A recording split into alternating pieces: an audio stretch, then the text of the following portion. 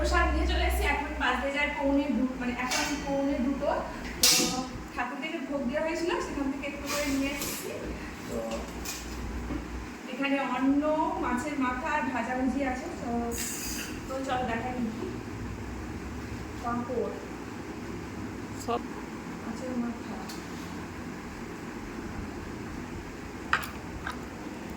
একটু সরে যা।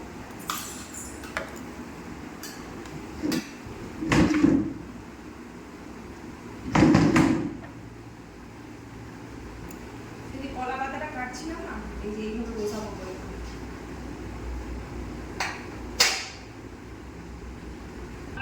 মানে ওই গামলাতে বসিয়ে আনা হচ্ছিল, এত গরম, এই রান্না হয়েছে তো।